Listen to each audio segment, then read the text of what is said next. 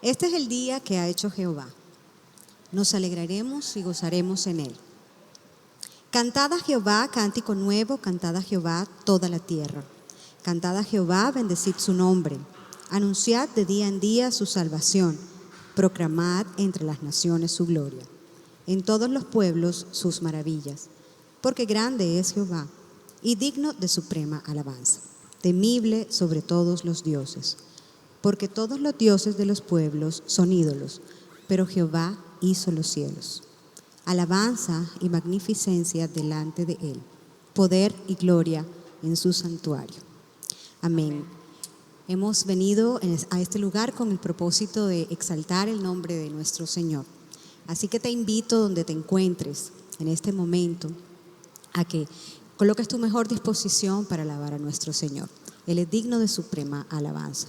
Y Él es el gozo de nuestro corazón. En este día nos gozamos porque Él es Rey en nuestra vida y porque Él ha hecho que todo sea posible. Entonces vamos a cantar.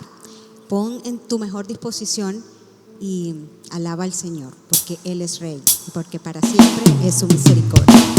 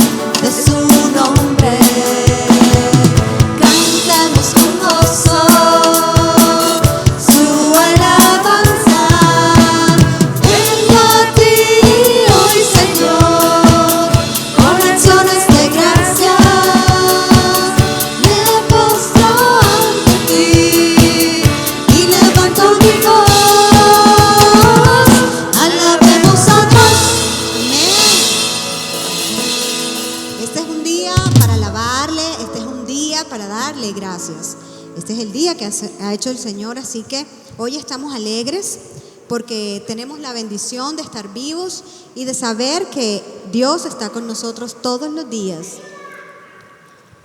Y donde quiera que estemos y donde quiera que vayamos, el Señor está con nosotros, cuidándonos. Así que vamos a seguir cantando porque todas las naciones alaben a Jehová. Él ha engrandecido sobre nosotros su misericordia, hoy y para siempre.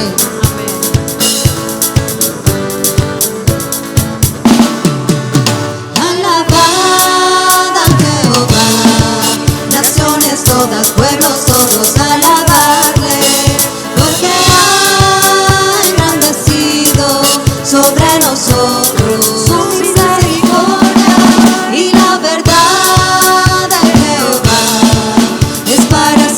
Aleluya, y la verdad de Jehová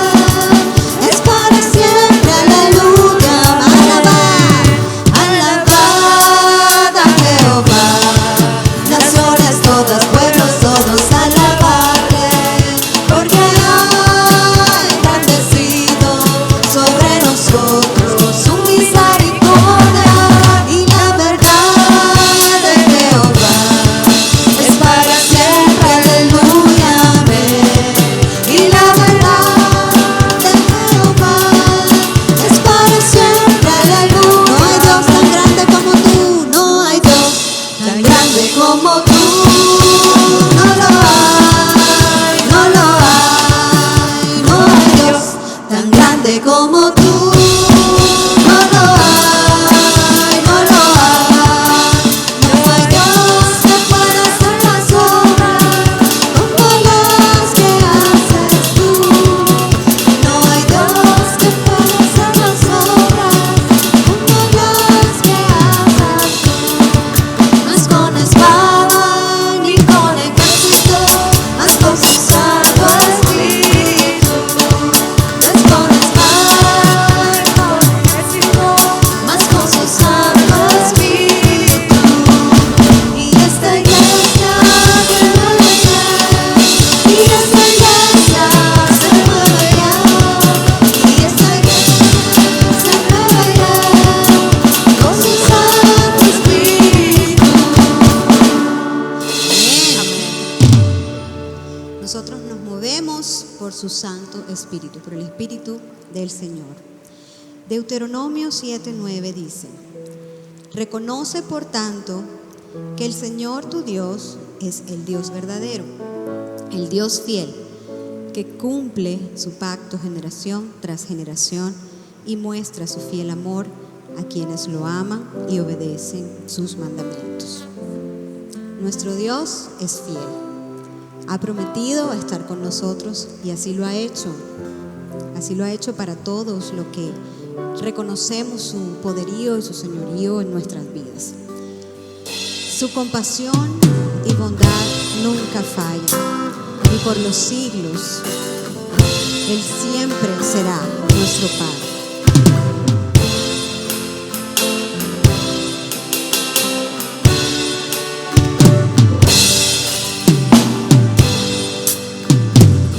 Oh Dios eterno, tu misericordia y una sombra de tu verdad. Tu compasión y bondad nunca falla, y por los siglos el mismo será. Oh, tu fidelidad, oh, tu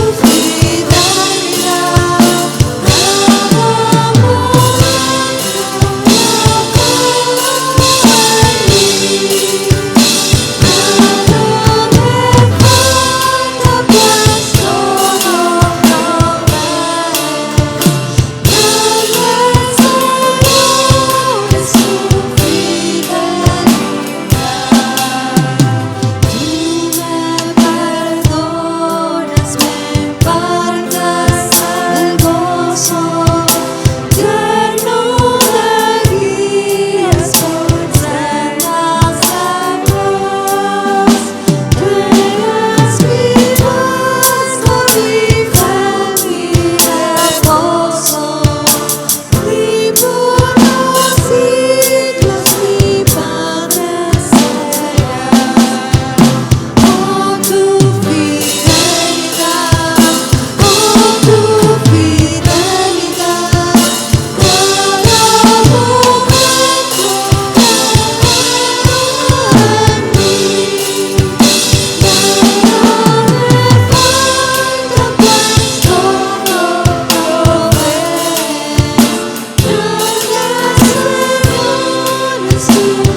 cada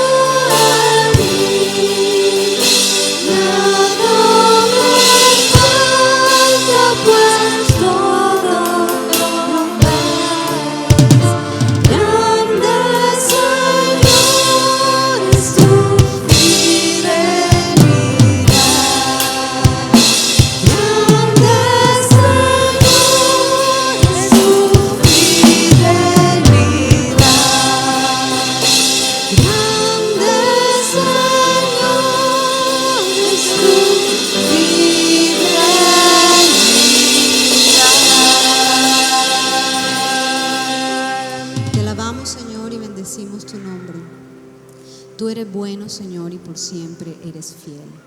Gracias, Padre, por las promesas que podemos ver todos los días en tu palabra y que podemos ver cumplidas en nuestras vidas. Gracias, Señor, porque tú eres Rey, porque tú eres Dios Todopoderoso y porque hoy podemos venir delante de ti sabiendo que tú nos escuchas, sabiendo que en medio de tanta angustia y de tanta incertidumbre, Señor, tú has prometido estar con nosotros. Y sabemos, Señor, que tú has comenzado una gran obra en cada uno de nosotros y serás fiel en completarla. Gracias, oh Dios, por lo que tú haces todos los días en cada uno de nosotros y por el resultado que, Señor, ya sabemos que tenemos la victoria de nuestro lado porque tú estás con nosotros. Te amamos, oh Dios, bendecimos tu nombre, te glorificamos y te damos toda la honra a ti, nuestro Dios Todopoderoso. Te honramos, Señor, en el nombre de Jesús. Amén. Amén. Bueno, hermanos, vamos a invitar a nuestro hermano Julio Mario para que continúe con el mensaje. Buenos días, hermanos. Hoy podemos decir que las misericordias del Señor nuevamente se renuevan esta mañana. Y gracias a Dios, porque hoy es un día más en donde podemos interactuar por estos medios tecnológicos. Ya veníamos acostumbrándonos a vernos los domingos. Obviamente no podemos todavía estrecharnos como deseamos hacerlo, pero ya estamos acostumbrándonos nuevamente a la fraternidad. Y gracias a Dios por estos medios, porque el día de hoy, este fin de semana, por medio de las circunstancias, nuestro servicio se va a hacer de forma virtual. Y por eso, mis hermanos y amigos, reciban un saludo muy afectuoso, muy caluroso de parte de la Iglesia Evangélica El Paraíso. Les bendecimos, les amamos y es nuestro deseo que el Dios de paz esté en esta semana con ustedes, con sus familias. Y por favor, hermanos, es hora de compartir la palabra de Dios, es hora de meditar en la palabra de Dios. Hemos cantado, hemos elevado nuestras voces en nuestras casas, en la comodidad de nuestros hogares y nos hemos regocijado en cánticos espirituales. Y es hora, mis hermanos, de compartir la palabra de Dios y eso es lo que hemos venido haciendo en estos últimos domingos. Hemos estado hablando acerca del Evangelio de San Lucas y ha sido muy edificante. Vamos a orar, hermanos, para pedir la dirección de Dios, para que Dios continúe edificando nuestras vidas. Señor, te alabamos en esta mañana.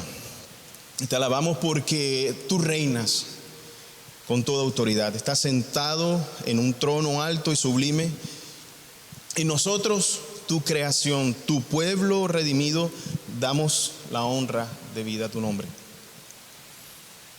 Una vez, Padre, nos acercamos a ti e imploramos que nos ayudes a entender las verdades que están aquí en esta palabra, están inmersas en este mensaje.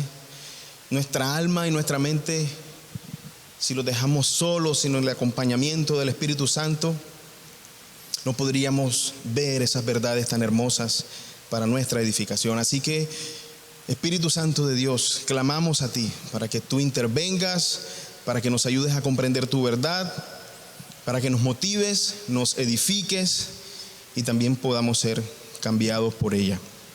En el nombre de Jesús oramos. Amén. El domingo pasado, hermanos, estuvimos meditando acerca del poder de Dios.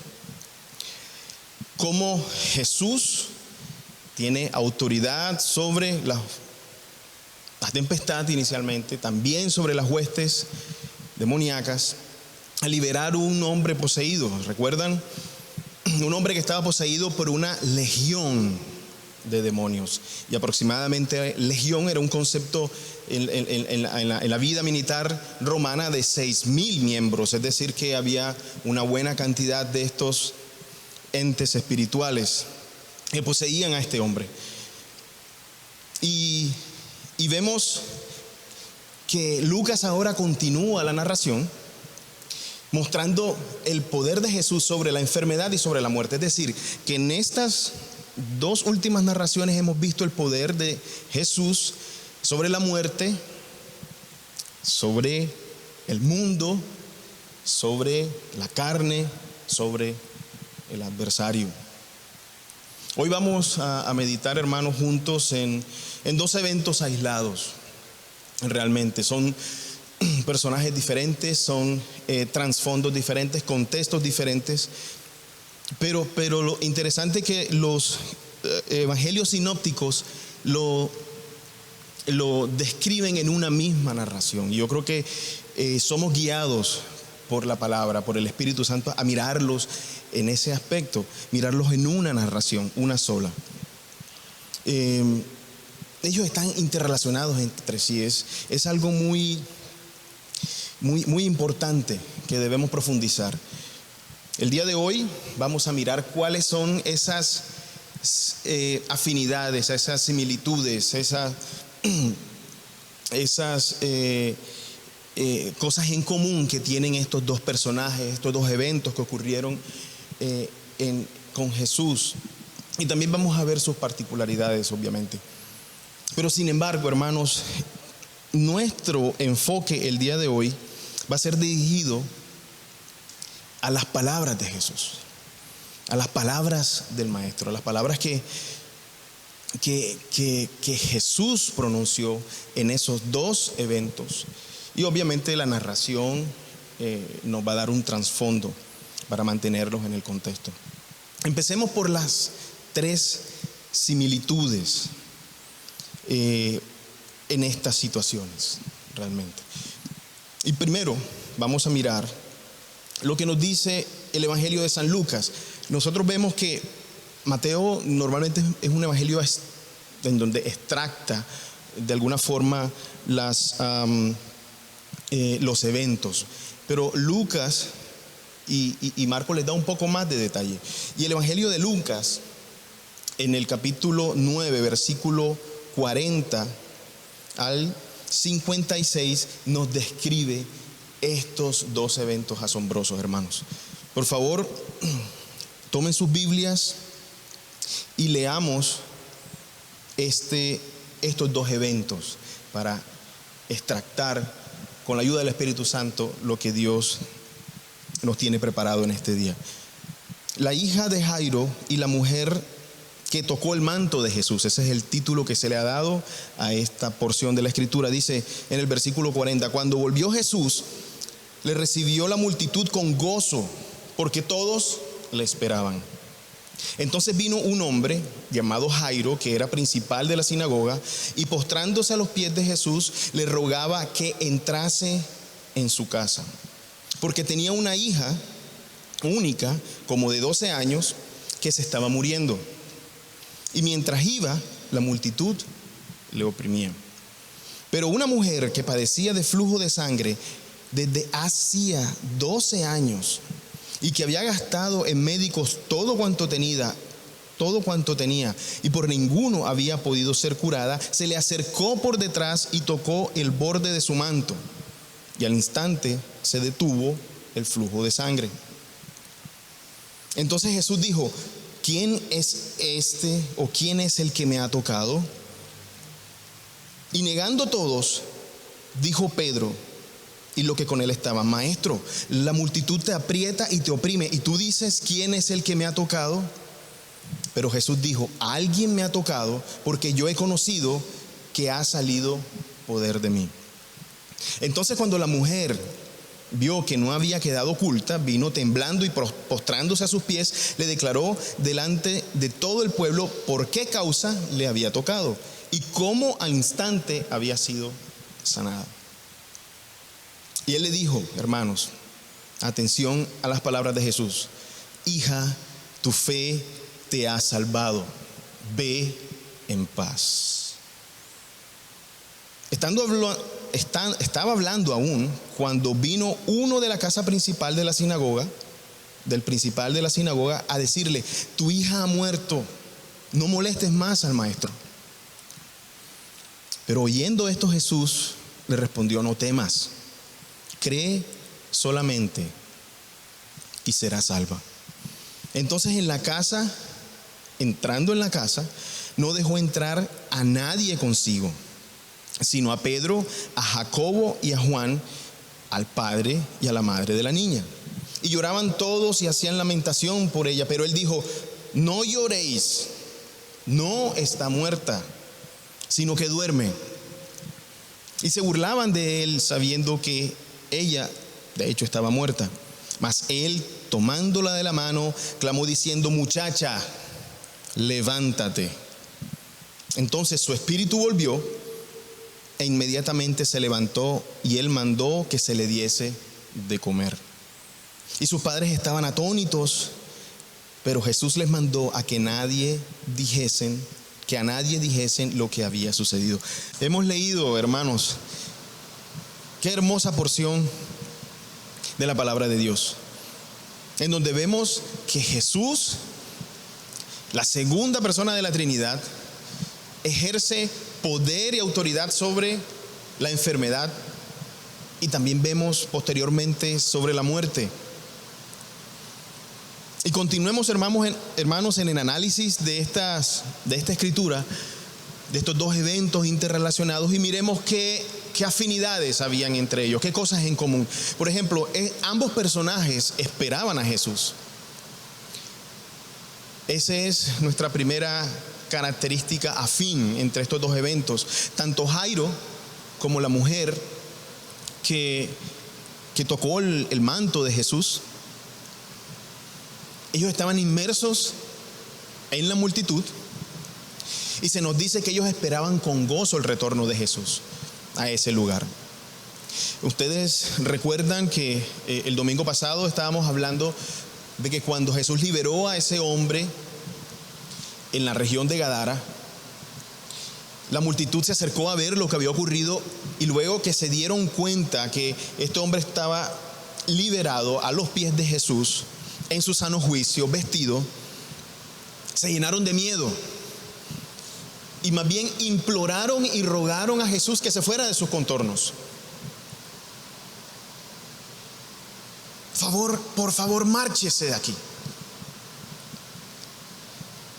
Pero cuando Jesús nuevamente pasó al otro lado de la orilla del mar de Galilea, lo que encuentra es una multitud que le está esperando, una multitud que es familiar a la persona de Jesús.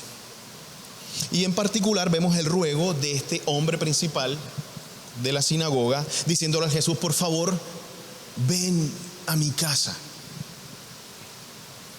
Es decir, en este ambiente de bienvenida a nuestro Señor Jesucristo, de personas que eran familiares a Él, que esperaban su regreso a esta zona cerca de Capernaum, es que se desarrollan estos dos eventos. Esa es la primera característica afín. La segunda es que ambos personajes habían sufrido pérdida. Bueno, miremos quién es el primer personaje. El primer personaje es identificado por Lucas como Jairo, ¿cierto? Jairo era un oficial de la sinagoga. En aquella época las sinagogas eran atendidas, eran dirigidas por ancianos que tenían una posición muy, muy respetada dentro de la comunidad judía. Era el hombre que organizaba el servicio. Podemos mirarlo desde ese punto de vista. Era el hombre que organizaba el servicio. Él elegía a aquellos que iban a leer las escrituras, que iban a dirigir la oración. Era un hombre con cierto estatus dentro de la comunidad, y estaba en una condición de desesperación. Lucas nos registra realmente cuál es esa condición de desesperación.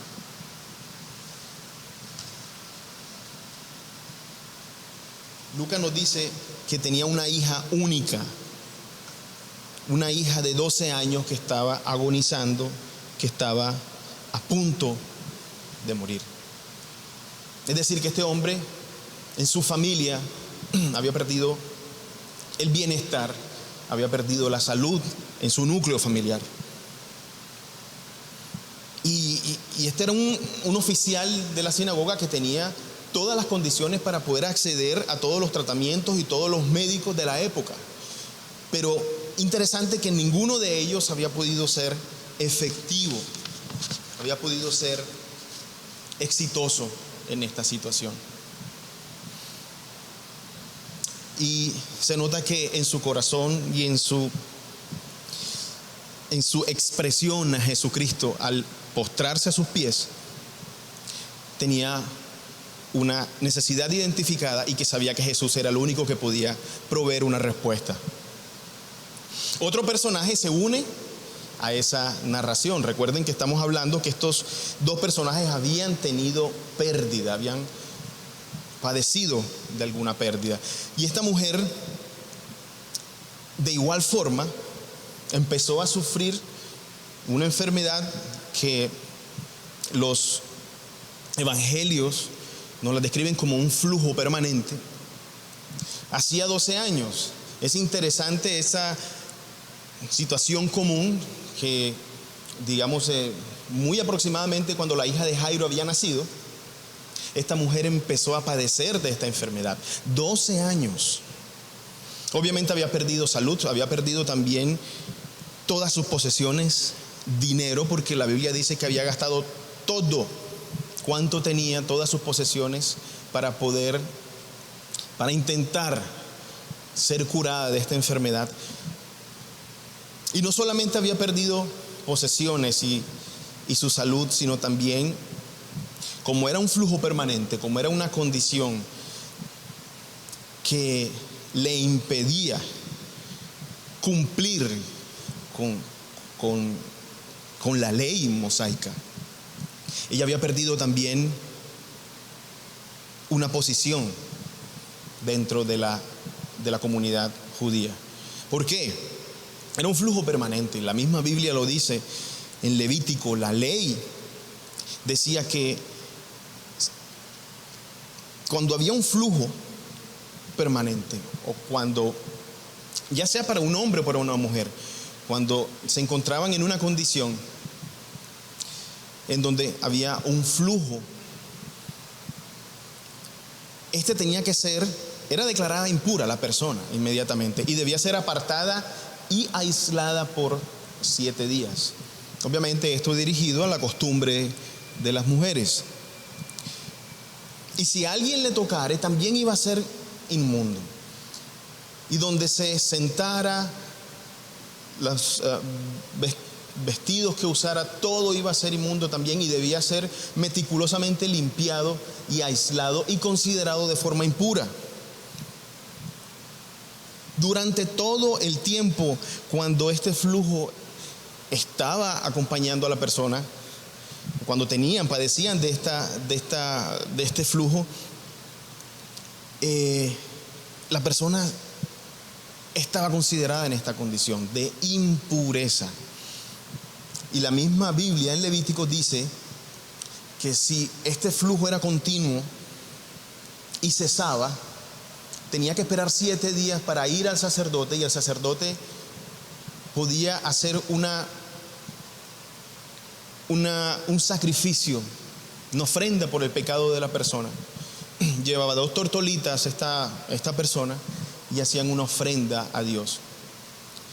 Y Dios, de una forma severa, de una forma muy clara y específica, le daba a entender al pueblo judío este tipo de situaciones para que entendieran la necesidad de entrar purificados a la presencia de Dios, no solamente de forma espiritual, no solamente de forma mental, sino también de forma física. Y obviamente Dios también procuraba cuidar a su pueblo escogido de gérmenes y situaciones que podían afectar su salud.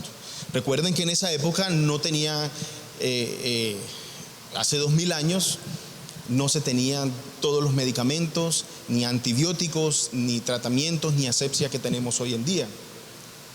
Es decir, también había un objetivo en cuanto a la preservación de su pueblo. Es decir, que esta mujer, al no cumplir esta ley, también era apartada, había perdido su reputación y su condición, su posición entre la comunidad judía. Podemos pensar que todo lo que un ciudadano judío temía perder, lo había perdido esta mujer, no por 7 días, no por un mes, sino por 12 años.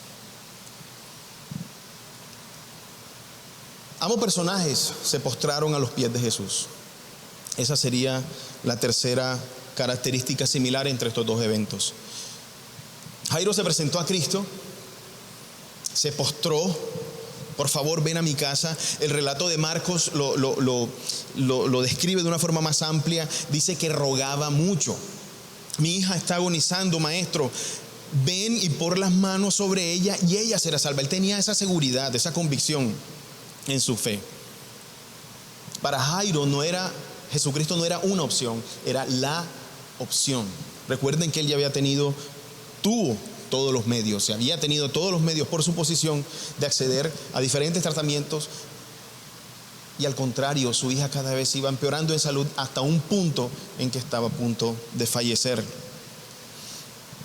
Esto nos recuerda el Salmo 62, el Salmo de David, en donde él exclama y declara que en Dios solamente está acallada mi alma. En Dios solamente espera en silencio mi alma. De Él viene mi salvación, solamente de Él. Él solamente es mi roca y mi salvación. Es mi refugio, no resbalaré mucho. Ahí vemos varias palabras que denotan que solamente el único recurso debe ser el Señor. Solamente, de Él, solamente. Y en esta condición estaba Jairo. Seguramente Jairo había escuchado de los previos milagros del Señor. Y tan pronto Jairo lo vio, se aproximó a los pies de Jesús, se postró a los pies de Jesús y le dijo: no des un paso más, por favor, ven a mi casa, necesito de tu presencia y ahora socórreme, tú eres el único que puede hacerlo. Es decir que definitivamente este hombre se humilló hasta lo sumo. Seguramente también esta mujer se había enterado de la sanidad, por ejemplo, que había ocurrido tiempo muy reciente, cuando Jesús tocó al leproso, por ejemplo, y fue sanado y la lepra desapareció inmediatamente. Ahí mismo en Capernaum sanó al siervo del cinturón a la distancia. Es decir que ella también había visto había conocido de este tipo de milagros.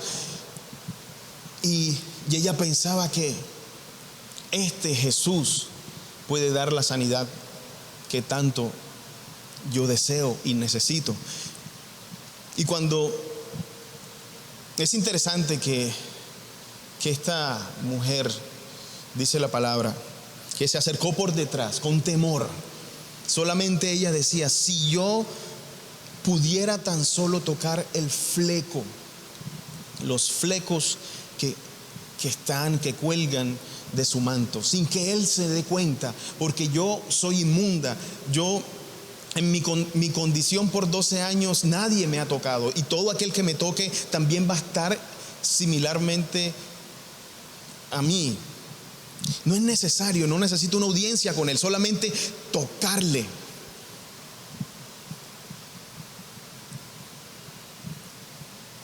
Y eso fue lo que hizo. Y la Biblia dice que al instante el flujo se secó. Ella sintió en su cuerpo, dice la palabra, sintió en su cuerpo que había sido sanada. Pero ella cuando se sintió que no había podido quedarse descubierta, en ese momento salió temblando y se postró a sus pies.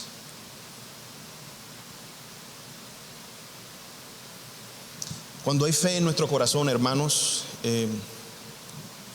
esto es interesante. Cuando hay una fe genuina, una fe que es un don de Dios, que el mismo Jesús es el autor y consumador de la fe, una fe que es un don por gracia. También esta fe nos conduce a reconocer la posición majestuosa de Cristo frente a nosotros. Nos permite distinguir quién es Cristo y quién somos nosotros. Su santidad, su absoluta majestad, su singularidad, que es su santidad, y nuestra fragilidad y pecaminosidad, su soberanía y nuestra dependencia a Él. Por ejemplo, vale la pena observar que los escritores de las epístolas del Nuevo Testamento, hablando de Jacobo, de Santiago y de Juan, por muchas referencias bíblicas nos confirman de que ellos eran medio hermanos de Jesús, eran hijos de María. Y es digno de mención que ellos, cuando inician la carta, cómo encabezan las cartas, cómo lo dicen, ambos se identifican y se autodeclaran como siervos de Jesucristo. Ellos no acuden a esa relación en términos de una relación familiar con Dios, mi hermano, no sé, sino ellos reconocen que aquel que está frente de ellos, Jesús de Nazaret, es el Hijo de Dios, y ellos se describen como siervos del Señor. ¿Cuánto más nosotros, hermanos, debemos acercarnos a Dios, postrarnos a Él, postrarnos a Jesús? Esa es nuestra condición. Él es nuestro único Salvador.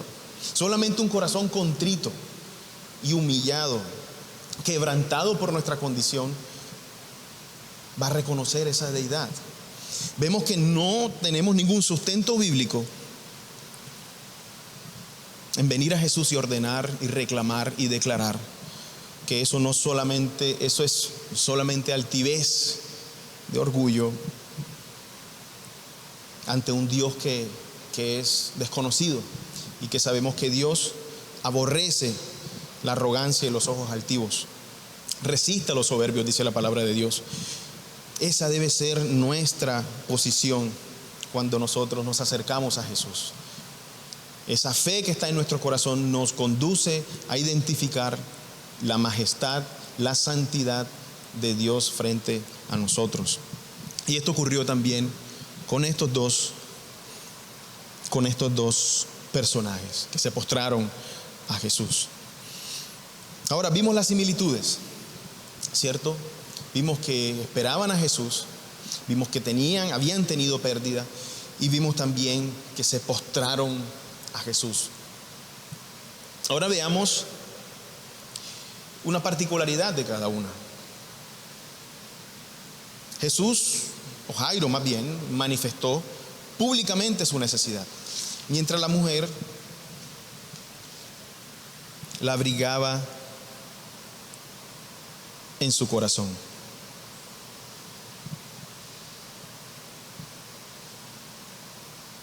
Jesús iba en camino a casa de Jairo, había accedido a su petición, y en ese momento es interrumpido por esta mujer, por el evento que ocurre en torno a la mujer. Y vemos algo interesante, que ella llegó también temiendo y temblando, y lo último que ella quería era verse descubierta. Pero miren el corazón de Jesús. El corazón de Jesús quería que también quedara una evidencia pública de su sanidad. ¿Y cómo lo hace? Él, cuando esta mujer toca el manto, él inmediatamente se detiene y dice: alguien me ha tocado. ¿Quién es este quien me tocó? Y el impetuoso Pedro inmediatamente dice: pero maestro, mira la multitud, están Desde que salimos, desde que bajaste de la barca, te están tocando, te están presionando, prácticamente no te dejan caminar. ¿Y cómo es que tú vas a decir quién es el que me ha tocado? Siempre Pedro en esta condición, como tratando de persuadir y corregir al Señor cuando Dios necesitaba ser corregido, obviamente. Pedro en esa posición siempre, pero de una forma muy cálida, de una forma muy apacible, como siempre era Jesús, le dijo: lo sé, porque de mí ha salido poder. Pero más allá de interpretar estas palabras, de profundizar en esto, me gustaría que quedara resaltado la intención de Jesús de hacer pública esta sanidad,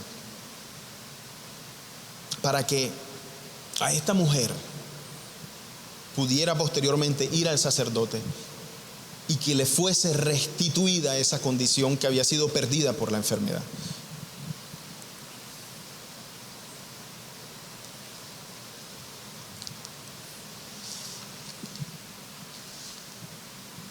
Las respuestas de Jesús son igualmente llenas de un corazón con amor, llenos de un corazón llenas de propósito para las personas a quien fueron dirigidas.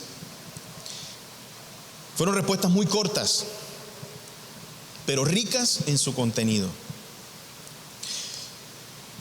El libro de Efesios y el libro de Romanos prácticamente se puede desprender de estas dos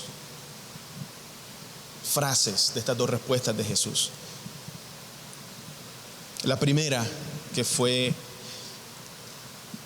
pronunciada o que fue dirigida hacia la mujer que tocó su manto, Jesús le dice: hija, tu fe te ha salvado, ve en paz. Qué hermoso ver cómo inicia la respuesta de Jesús, dando la bienvenida a esta mujer, a la familia de Dios. No podemos restarle importancia, hermanos. No debemos hacerlo. Por naturaleza, nosotros no somos hijos e hijas de Dios. Recordemos que Pablo nos confronta en la carta de Efesios al respecto. Nuestra condición antes de Cristo era una condición hostil, enemiga frente a Dios. Efesios lo dice muy claramente. En nuestra condición sin Cristo, en la cual anduvimos en otro tiempo, éramos hijos de desobediencia, hijos de ira, apartados de Dios, siguiendo la corriente de este mundo, conforme al príncipe de la potestad del aire, el espíritu que ahora opera en quienes, en hijos de desobediencia. Vivíamos también nosotros cuando no estábamos en Cristo, andando en nuestros deseos, en los deseos de nuestra carne, haciendo la voluntad de la carne y de los pensamientos, y éramos por naturaleza hijos de ira, lo mismo que los demás. Hijos de ira, hijos de desobediencia. Hermanos, no hay sustento bíblico para la paternidad universal de Dios, aunque la divina tradición, la sagrada tradición lo promulgue. No hay sustento bíblico. Y es apenas lógico que nosotros alineemos nuestros pensamientos en lo que dice el Padre. Los creyentes somos acogidos a la familia de Dios. Somos persuadidos también por el Espíritu Santo que pertenecemos. El Espíritu Santo da testimonio a nuestro espíritu que somos hijos de Dios. Todo ser humano nace y se desarrolla con una relación enemiga, distanciado de Dios. Y eso es lo que trata el Evangelio. El Evangelio trata de Cristo viniendo a restaurar lo que se había perdido. Parece que Pablo tomó ese concepto de adopción de la ley romana, siendo que no aparece en el sistema legal del Antiguo Testamento. Y de forma apropiada por el Espíritu Santo, lo presentó para que nosotros entendiéramos la teología bíblica de la paternidad de Dios para con su pueblo. Es algo muy interesante. Sabemos que en términos bíblicos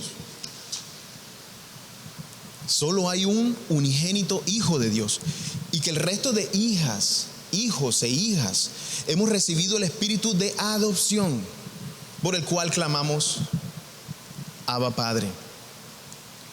Este es un clamor que también fue registrado en la oración de Jesucristo en Getsemaní.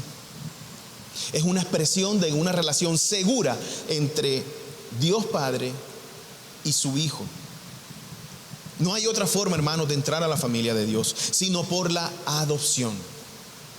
Y la única forma de ser adoptados es por los méritos de Jesucristo, el unigénito Hijo de Dios. Así que esta mujer, temblando porque no había podido permanecer en incógnito, su condición era impura, quiso solamente tocar a Jesús porque sabía que Jesús tenía el poder para sanarla. Y lo primero que Jesús resalta cuando empieza un diálogo con ella es: hija, te doy la bienvenida a la familia de Dios. Qué hermoso. Tu fe te ha salvado. Es decir, el mismo autor y perfeccionador de la fe, el mismo autor y consumador de la fe que había provisto a esta mujer de fe, porque es un don de Dios, un don glorioso que el mismo Jesús le había dado a esta mujer, a esta temerosa mujer, para que sea salva, fue la herramienta para que esta mujer fuera salva y fuera sana. Porque por gracia sois salvos por medio de la fe, dice Efesios. Y esto no de vosotros, pues es un don de Dios, es un regalo de Dios. No es por obras, para que nadie se gloríe, para que nadie tenga que jactarse delante de Dios. Y Cristo concluye diciendo: ve en paz. ¿No es esto un dicho muy frecuente de Jesús para con sus discípulos? En Juan también se encuentra descrito que el mismo Jesús dijo: la paz os dejo, mi paz os doy, no como el mundo la da. No se turbe vuestro corazón, ni tenga miedo. Es decir, la necesidad de esta mujer fue satisfecha, tu salud había sido devuelta, ya no tienes que gastar más dinero por tratamientos, tu dignidad había sido restaurada, y más aún ahora perteneces a la familia de Dios por medio de la fe, por medio de la gracia, y ahora puedes disfrutar de la paz con Dios, paz para con Dios, porque antes éramos enemigos, o esta mujer en particular también tenía una condición de enemistad y hostilidad frente a Dios. Qué bienvenida le da el Señor. Hermanos, este es el Evangelio. El Evangelio de Dios demanda arrepentimiento, demanda conversión. No es una oportunidad para ser mejor, para alcanzar cosas mejores aquí en nuestra vida terrenal. Demanda arrepentimiento, y esa es la forma como nosotros debemos predicarnos a nosotros mismos y predicar también a las personas,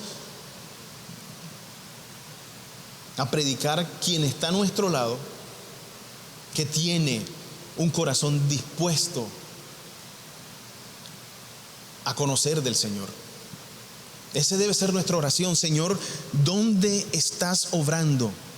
¿En qué corazón tú estás preparando el terreno para que la semilla, para que el privilegio que nos has dado de nosotros ser esos que van a esparcir la semilla, cuando ella caiga, dé fruto para arrepentimiento? Y no solamente eso, sino que definitivamente Jesús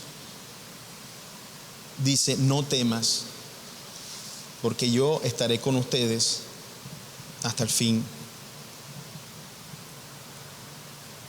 Pero aún estaba ocurriendo todo esto y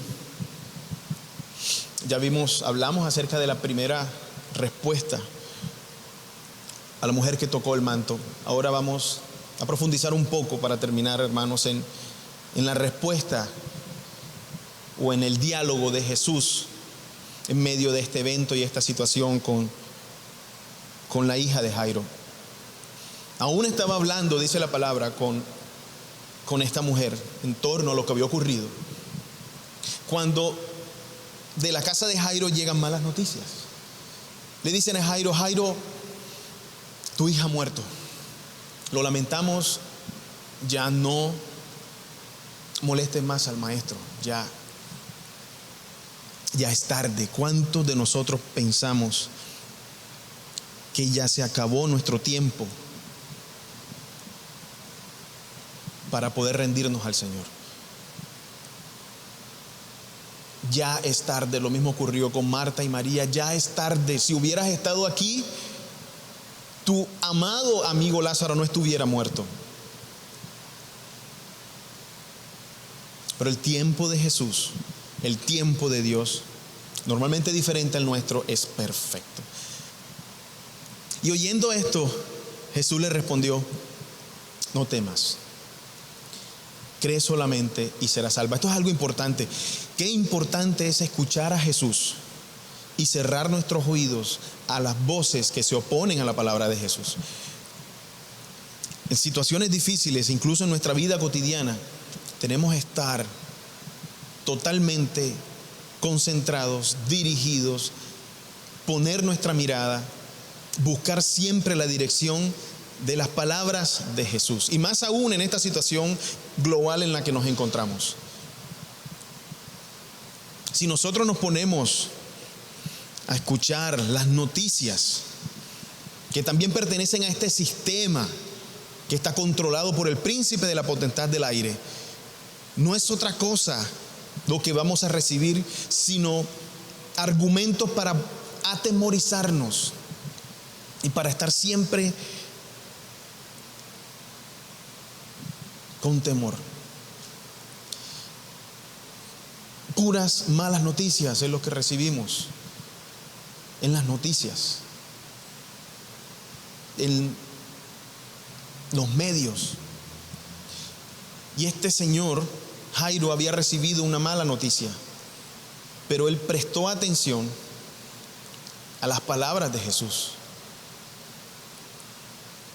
No temas, fue lo primero que le dijo Jesús. Y cuando entró en la casa, no dejó que nadie entrara consigo, solamente Pedro, Jacobo, Juan, al padre y a la madre de la niña. Afuera dice la escritura que todos lloraban, todos se lamentaban. Y Jesús dice: no llores, no lloren, no está muerta, sino que duerme. Y al escuchar estas palabras, la multitud se burlaba de Jesús, porque sabían que ella estaba muerta definitivamente. Interesante, hermanos, resaltar que frecuentemente en el Nuevo Testamento se habla de los fallecidos en Cristo o los muertos en Cristo como aquellos que duermen. Tesalonicenses lo dice muy claro, dice: tampoco queremos, hermanos, que ignoréis acerca de los que duermen, para que no os entristezcáis como los otros que no tienen esperanza. Acerca de los que duermen. Y este es un concepto que Jesús empezó a compartir con sus discípulos. Lucas no especifica quiénes estaban ahí dentro de todos los que lloraban afuera, pero seguramente eran parientes, amigos, conocidos, profesionales del duelo, flautistas, dice incluso la palabra, que eran personas pagadas para hacer duelo. Realmente la muerte era su negocio. Y Jesús prohíbe todo este lamento falso y dice: la niña está durmiendo. No porque ya haya fallecido, sino porque también Jesús tenía el poder y la disposición de resucitarla de forma inmediata. No esperar a la resurrección de los muertos. Por ejemplo, cuando Jesús fue informado de la muerte de su amigo Lázaro, Él decidió quedarse 2 días más y les dijo a sus discípulos: vamos pues otra vez a Judea, porque nuestro amigo Lázaro duerme, mas voy a despertarle. Y dice, interesante, porque la palabra dice que los discípulos creían que Jesús estaba refiriéndose al reposo del sueño, pero Jesús le dice claramente: no es dormir, no es reposo. Lázaro ha muerto, mas voy a despertarle. La resurrección de Lázaro es representativa, mi hermano, en todo este tema de lo relacionado a los milagros, de dar vida a un fallecido. No solo por el contenido detallado de Juan. Juan dedica un solo capítulo al capítulo 11 de Juan, dedicado solamente a la muerte y a la resurrección de Lázaro, sino porque representa externamente lo que ocurre internamente en nuestro ser, en el momento de la conversión. Y nosotros, como iglesia bíblica misionera, nosotros tenemos que, hoy más que nunca, tener el concepto claro para nosotros poder orar a Dios por los perdidos, para nosotros poder compartir el evangelio de una forma audaz, sencilla, pero directa. ¿Qué nos corresponde a nosotros, hermanos? A nosotros nos corresponde mover la piedra. A nosotros no nos corresponde levantar al muerto. No tenemos poder, no tenemos capacidad de hacerlo. A nosotros nos es dado el mover la piedra en donde está el difunto, en donde está el muerto espiritual, hablemoslo de esos términos.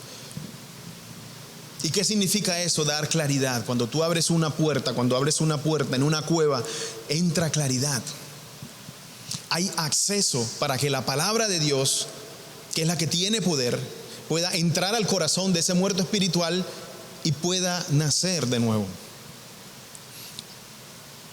pueda ser lleno de vida. Y una vez ocurre esto, que es sobrenatural definitivamente, también nos corresponde quitar las vendas, quitar los amarres y dejarlo ir. Tenemos un trabajo antes de la obra de Cristo y otra después. Esto lo vemos claramente en esta narración. Pero volvamos al relato de la hija de Jairo. A estos que lloraban, estos que lamentaban, que no entendían lo que estaba ocurriendo, Cristo los dejó afuera y solo entró con su círculo cercano de discípulos, con el padre y con la madre de la niña.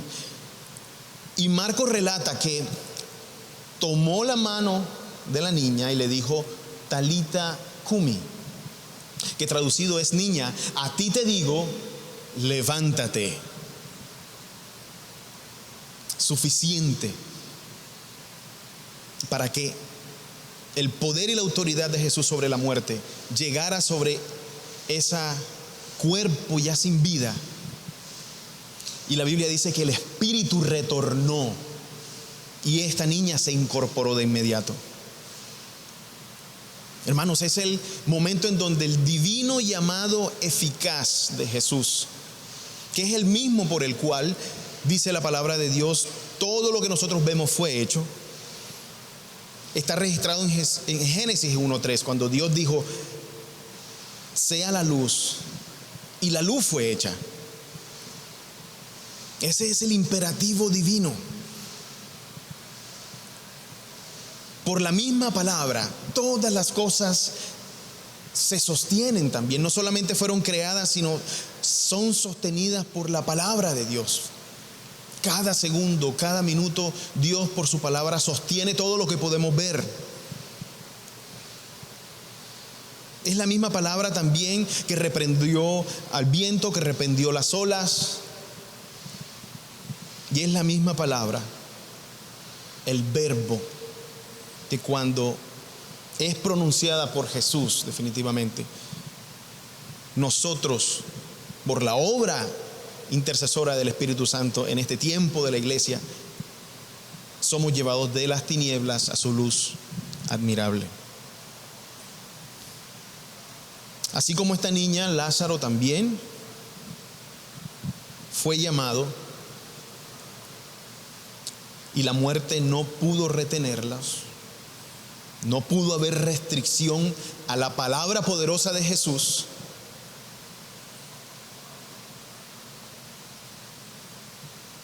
Y esta niña volvió a la vida. Así que, hermanos, si usted está en Cristo, si usted es un discípulo de Cristo, es porque el Espíritu Santo de Dios también lo ha llamado a que salga de esa tumba. Alguien en algún momento corrió la piedra y la palabra de Cristo a través del Espíritu Santo llegó a sus oídos, y usted está ahora vivo espiritualmente para Dios por el poder de Dios, no por la obra. Nosotros no somos salvos por una profesión de fe, somos salvos por una posesión de fe. Una fe que ha sido dada por el mismo Jesús.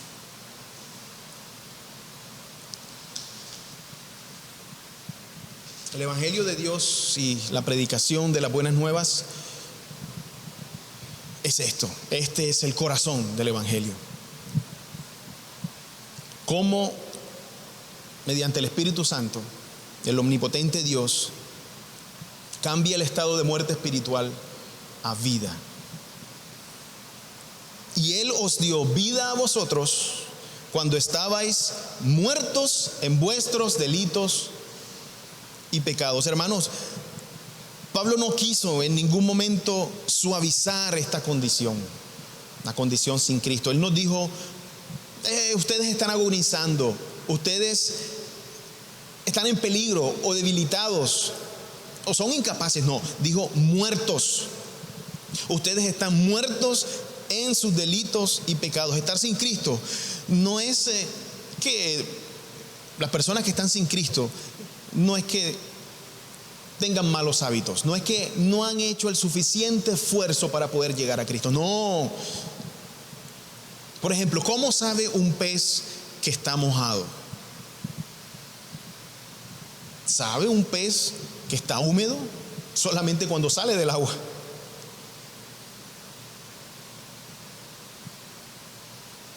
La verdad es la única que puede darnos una comprensión de la condición pecaminosa. Nosotros necesitamos compartir las buenas nuevas, pero también las malas viejas. Las buenas nuevas que Jesucristo vino a redimirnos, y las malas viejas que nosotros somos pecadores, que estamos destituidos de la gloria de Dios. Ese debe ser nuestro evangelio. El corazón debe ser confrontado con el evangelio. De lo contrario, no es el evangelio de Dios, de Cristo. Y no solamente esto, nosotros también estamos ahora en una condición, no pertenecemos al mundo, como dijo el mismo Cristo, pero ahora mismo somos peregrinos en un mundo, en un sistema que está opuesto a Dios. Y nosotros, en nuestra condición sin Cristo, nos moldeamos fácilmente a esas verdades relativas. El mundo ahora mismo, a través de todos los medios, nos dice qué pensar, nos dice qué es verdad, nos dice qué es mentira, qué es falso, qué es verdadero, aunque sea totalmente relativo. No hay nada absoluto. 15 días después, un año después, un par de años después puede cambiar. No hay problema. Pero es un sistema que se opone a la verdad de Dios. Y no solamente eso, sino que también hay una realidad espiritual de huestes espirituales que también se oponen a Dios.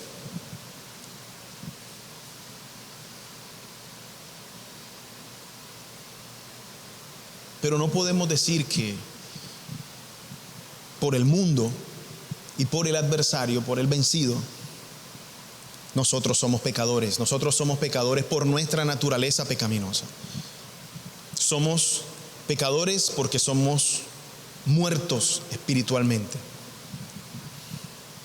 No vamos a decir que somos individuos que si el mundo y el adversario retira nuestra influencia, entonces nosotros vamos a buscar a Dios. No, en nuestro corazón hay una tendencia, hay deseos que están acostumbrados, que están moldeados a vivir en oposición a Dios. Y solamente con la verdad, con el llamado de Jesús, cuando pronuncia nuestro nombre y dice, ven fuera, cuando nos llama directamente, Él le dijo, niña, a ti te digo, levántate. Es que nosotros, con ese poder y autoridad de la palabra de Dios, podemos volver a la vida. Mientras tanto estamos muertos en nuestros delitos y pecados.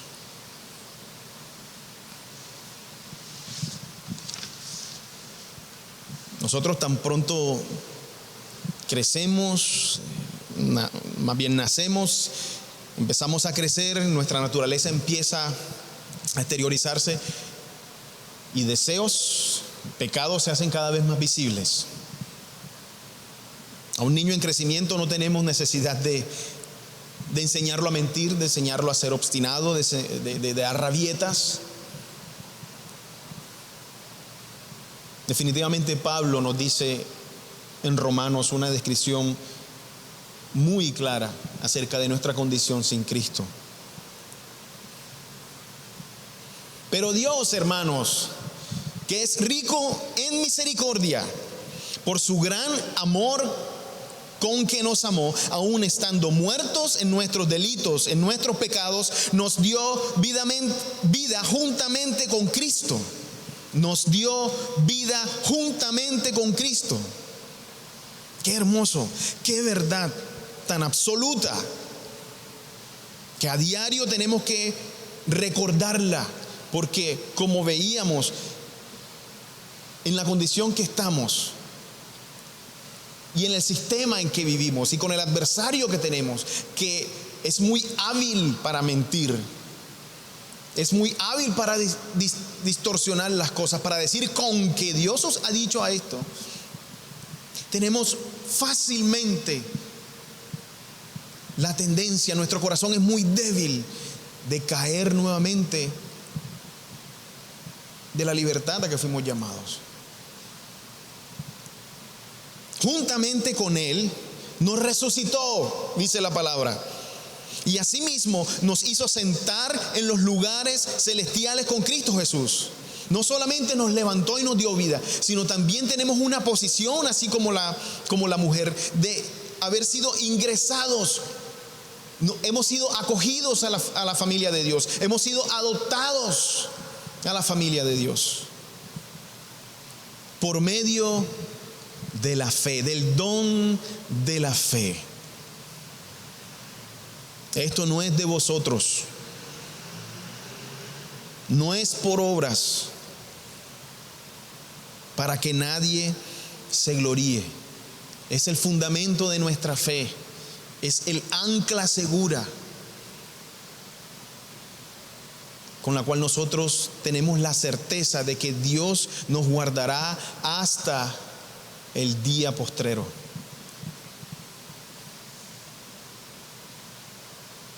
Pues somos hechura suya, creados en Cristo Jesús para buenas obras, las cuales Dios preparó de antemano para que anduviésemos en ellas. Es decir, las buenas obras son consecuencia de la salvación. La salvación es del Señor. La sanación es del Señor. La sanación de nuestra alma y la sanación corporal. Y esto es solo un adelanto, hermanos. Un acto anticipado en cuando todos los que estén dormidos en Cristo van a escuchar ese divino fiat de Dios. El imperativo divino será sobre ellos. Escucharán su nombre.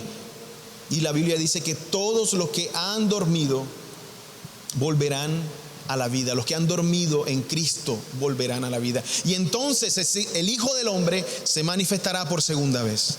Maranata. Aleluya.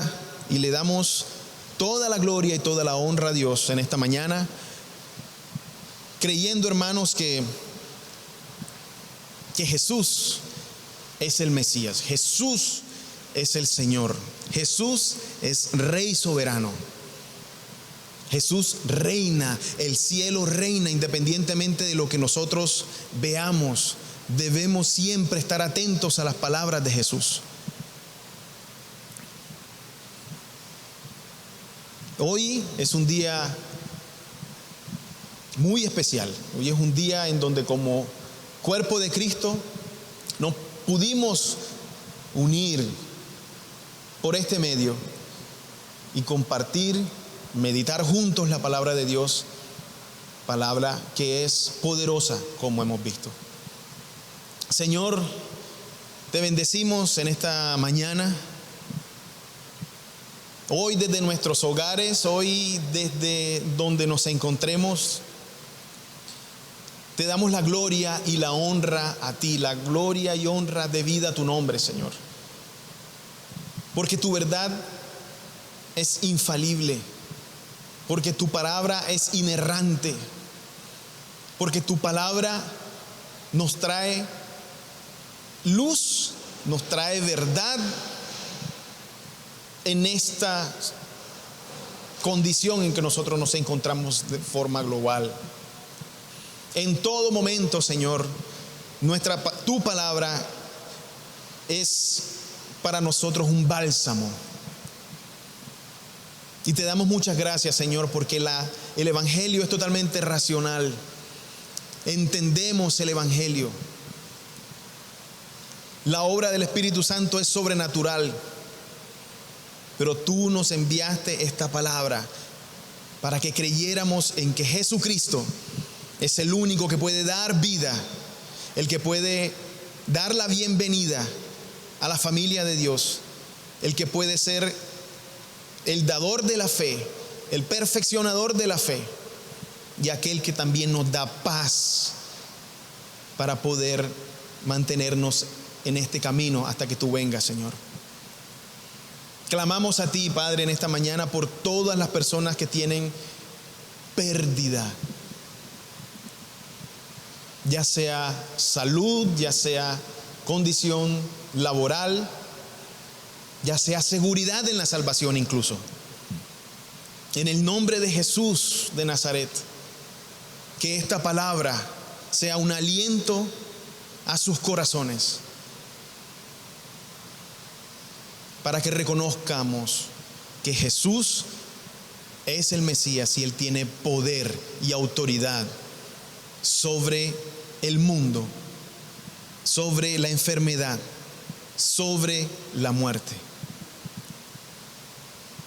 Te damos gracias, Señor, por esta divina palabra que hemos hablado el día de hoy y clamamos, Padre, para que se adentre en nuestros corazones, se arraigue en nuestros corazones y nuestros corazones sean cambiados por esa divina palabra. En el nombre de Jesús, amén. Hermanos, muchas gracias por su atención. Es nuestro deseo que usted se encuentre lleno de paz, lleno de esperanza en el Señor en esta mañana. Y le damos muchas gracias por haber atendido a esta invitación a ustedes, amigos que se encuentran también desde la distancia, pero que estamos cerca con este medio tecnológico. Les bendecimos y les decimos que vamos a tener unos anuncios posteriormente. Por favor, estén atentos a ellos y Dios nos bendiga y nos dé mucha seguridad en Él, mucha paz y mucha bendición en esta semana que empieza. Amén. Nos vemos.